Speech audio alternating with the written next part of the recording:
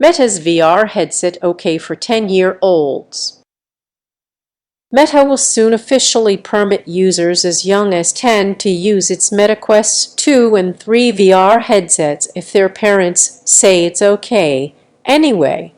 In a blog post, the tech giant says that there's a vast array of engaging and educational apps, games, and more for the kiddos, even if the jury is still out on whether it's healthy or not.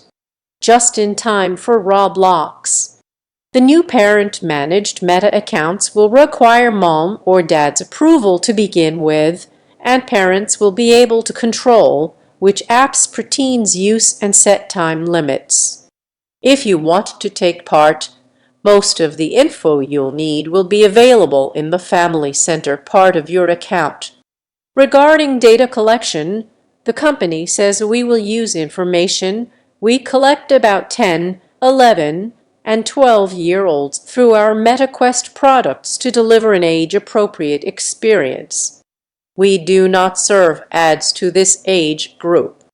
Parents will also be able to choose whether their child's data is used to improve the experience, and they will be able to delete their child's account, including all of the data associated with it.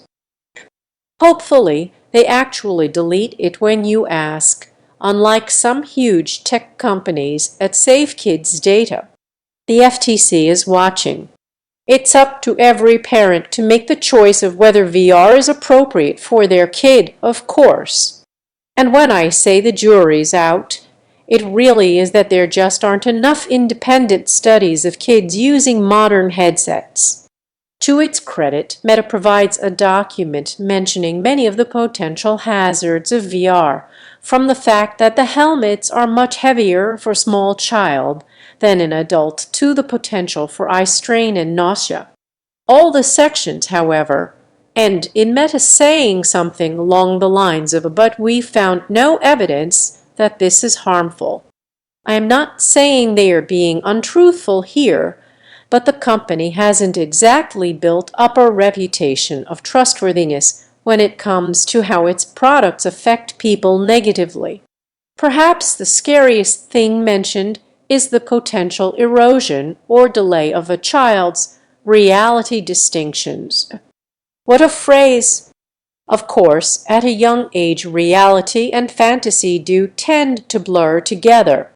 But even 5 or 10 years ago, kids didn't have full immersion displays with photorealistic worlds to get lost in.